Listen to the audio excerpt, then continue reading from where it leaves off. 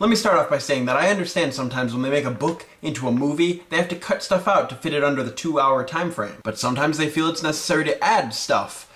I'm not going to talk about the Burrow. But sometimes in a book series, when they make it into a movie, they leave out very important parts. I promised you guys another Harry Potter video, so here it is. My list of things that I really wish they would have kept in the storyline when changing the books into movies. It is never said anywhere in the movies that Tonks is a metamorph Megas. She just starts randomly changing her hair and her nose at the dinner table, and there's no explanation whatsoever. Yes, I know, it wasn't really necessary to the plot, but there were a lot of people that were kind of confused. It would have been a little more clearer if they would have read the books. The character Peeves the Poltergeist completely axed from any of the movies. Again, he's not really necessary to the plot, but he's a very memorable character, and they just completely cut him out of the whole thing. They even filmed scenes, and then they just didn't put them in the movies. Ron's Quidditch exploits in Order of the Phoenix, completely gone. The sport of Quidditch has been like a staple in most of the Harry Potter movies, and Rupert Grint was even looking forward to some broom action, as he put it. He didn't even get to play, but he was supposed to in the books. Remember, Weasley cannot save a thing, he can't block a single ring. Gone, not in there at all. Oh, Ron, the unlikely keeper of the Gryffindor team. And you could be saying, Travis, that's not really a big deal. I mean, it's funny in the books, but it doesn't have to be in the movie. Did you watch The Half-Blood Prince? Because Ginny and Ron are on the team now, with no explanation of why. In Order of the Phoenix, Umbridge takes Harry out of the team and Ginny has to replace him. Then when Harry comes back to the team the next year, Ginny and Ron kind of have some seniority on the team. And in the movies, there's no explanation of why. Also, on the subject of Quidditch, boy do I have a bone to pick with Goblet of Fire. The Quidditch World Cup. It chews up a massive section of the book.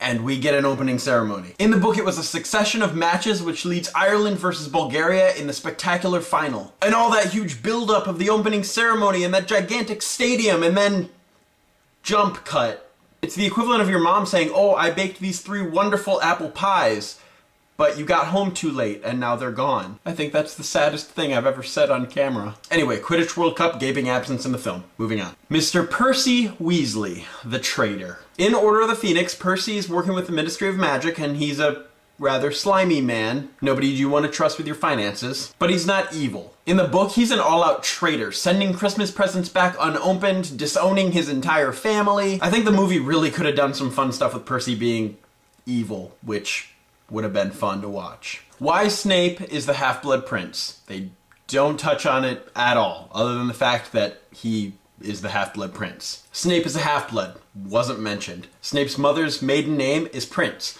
Wasn't mentioned at all. They really could have taken, like, I don't know, 38 seconds to just explain that. I mean, really, you have these thousands of people that go see the movies that haven't read the book, and they're like, what? Okay, I've been trying to keep from saying any spoilers from Deathly Hallows, but this is about the necessity of keeping Kreacher in the film. Everybody knows Kreacher, right? The old house elf that lives in the Black household. Anyway, in the book, he was more mean and kind of evil than he was just grumpy, like going around cleaning stuff, talking bad about mudbloods. And he liked to steal and hoard family heirlooms. That's all I'm gonna say about that. That's all I'm gonna say. But if you read the books, you definitely know what I'm talking about. They totally didn't add that element into the character, so I don't know how they're just gonna slide it under the door in the last 2 movies, but we'll see, I guess? I don't know, I think it's kind of a necessary plot point. Speaking of necessary plot points, if you have never read the books, the Marauder's map in Prisoner of Azkaban could be seen as a very lazy plot device. Oh, this thing just randomly shows up and gives Harry the ability to see where every entrance and exit and hallway and person is at all times. But that's because the origins of the Marauder's map are not touched on in the film. The entire storyline of the Marauders is left out of the film, including that Harry's father James was an animagus, and he could turn himself into a stag at will. However, in the film, Harry still makes the connection between the stag and his dad for whatever reason. This also causes an error where Harry already knows who Wormtail is in the 4th film.